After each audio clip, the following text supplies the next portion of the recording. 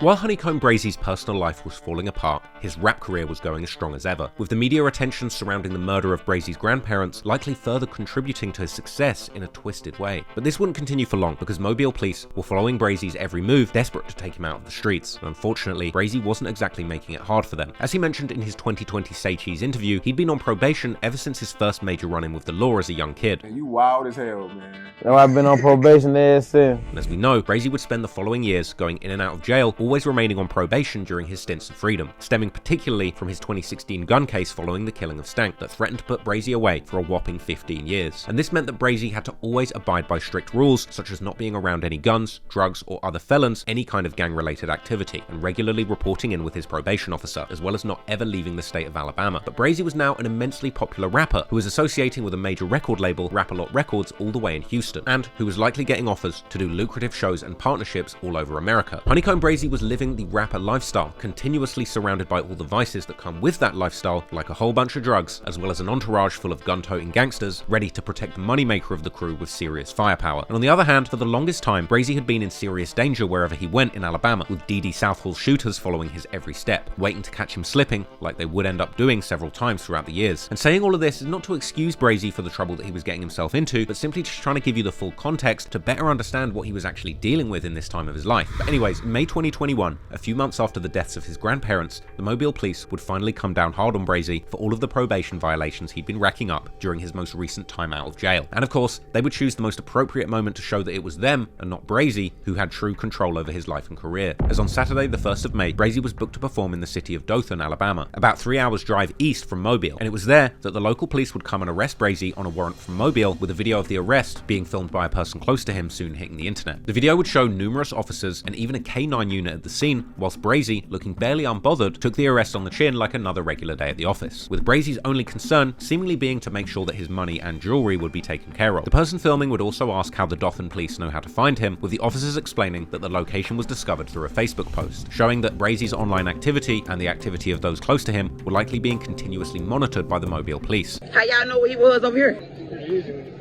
Post stuff on Facebook. Posting locations on Facebook. Here you go, bro.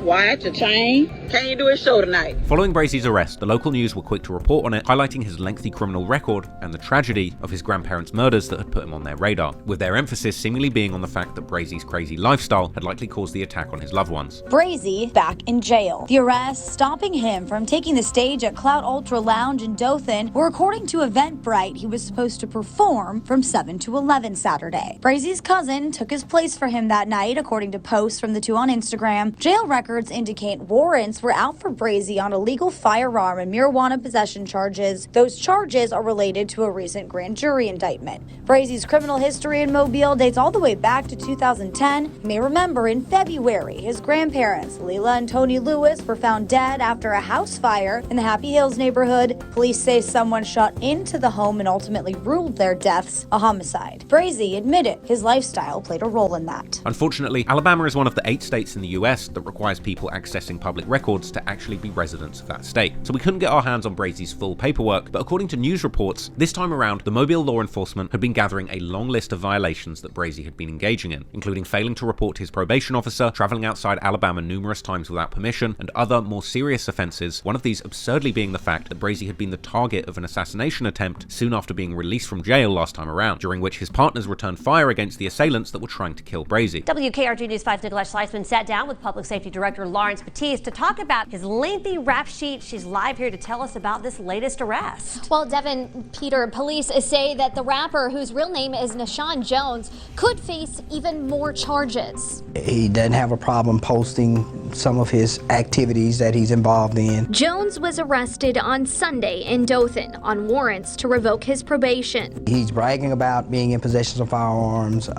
He is basically traveling maybe outside of the boundaries of what his probation will allow him to do, maybe not checking in with his probation officer in the manner which he should be doing. He was arrested back in 2016 for gun charges. As part of his probation, he cannot be around drugs, guns, certain people, and habits. Court Court documents detail the violations, including his connection to a shooting. Video of that incident was posted to social media. This reportedly happened 5 days after Jones was released from prison. Court documents also detail another video posted to YouTube, which appears to show Jones holding at least one gun in February of this year. His actions and his behavior, the things that occur when he's present, oftentimes associate indiscriminate shooting either at him or him shooting at other people indiscriminately, places our community at risk. Imagine getting locked up because someone tried to kill you.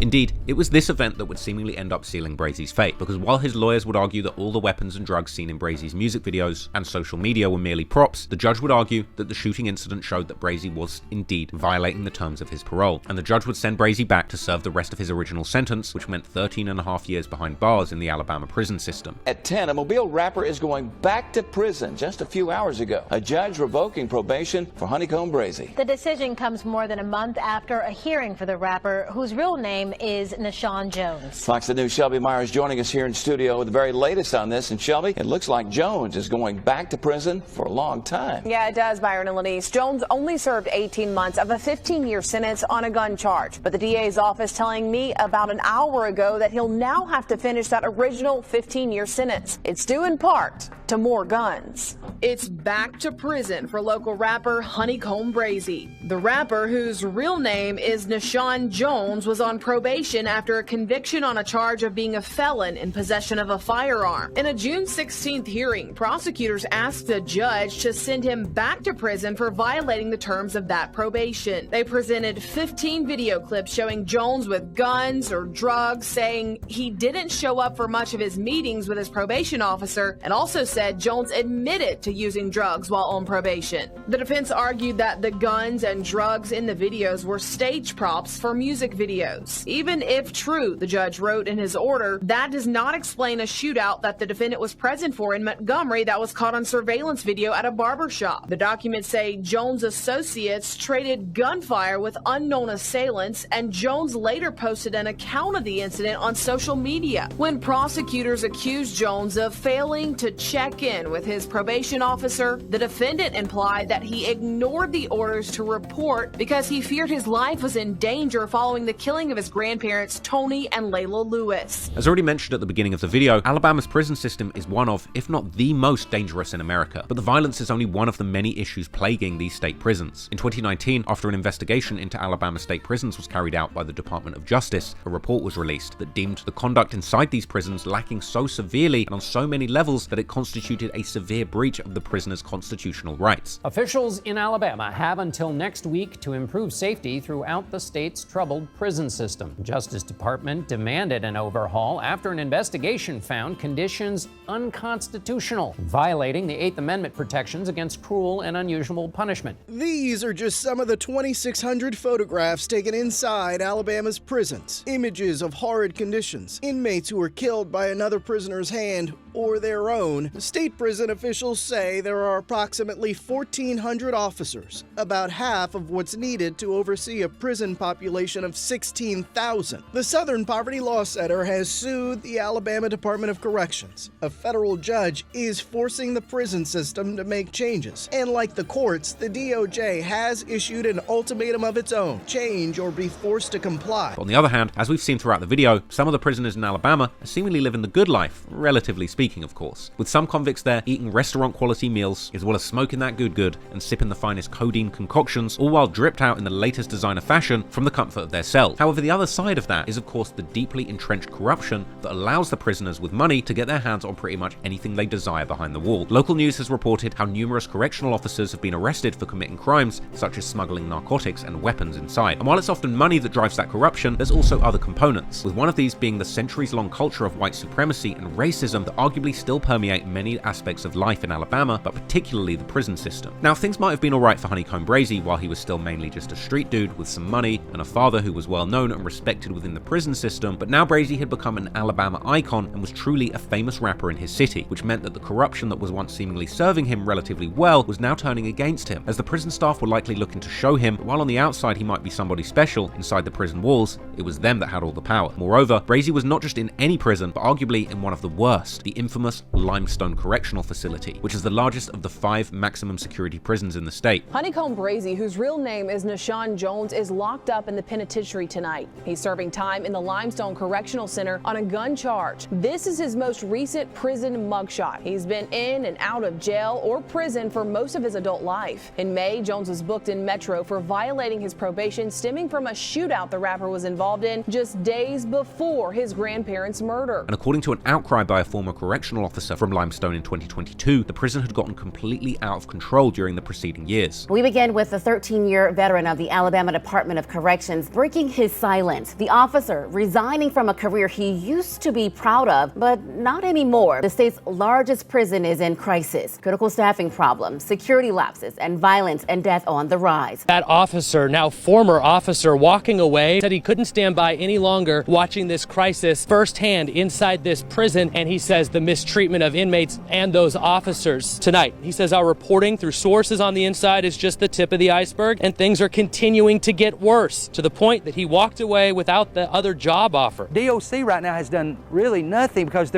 everybody's in shock, man. They don't know what to do. They can't pay people enough money to come into the prison. They can't pay them enough to stay in the prison. They don't have any people. Should have already issued an order and brought the National Guard in. He says he knows that things can be run right here at Limestone. He was here for years while they were operating normally, and he says in the last couple of years everything has changed, and he did not see any hope in the future if he would have stayed. And after landing at Limestone in late 2021, Brazy too would take to his social media to raise alarm about his treatment inside, claiming in an Instagram post that he actually feared for his life and had been subject to many forms of abuse and racial hatred, even saying that he believed the correctional officers there might end up killing him and that he was ready to crash out on them. And just when it looked like things couldn't be getting worse for him, another major tragedy would strike as his little brother, Lil Brazy, real name Lamyron Vale, or just Myron, who can be seen hanging out in the back of Brazy's 2022 Say Cheese interview, would tragically lose a battle against cancer, passing away in early 2022, being laid to rest in a ceremony attended and posted by his closest family. Like Brazy, Lamyron had been in trouble with the law since a young age, with footage of one of his arrests circulating online.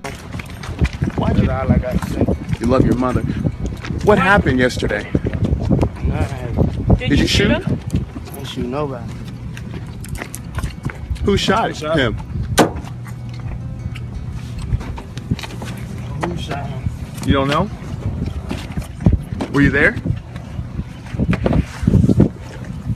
Anything else you want to say to your family? He had also been fighting cancer for several years, as can be seen from a video that Brazy would shoot in the aftermath of the failed attempt on his life in November 2020, where his brother had actually been one of the people in his entourage who fearlessly jumped out the car and shot back despite his poor health. You got what you say, Byron?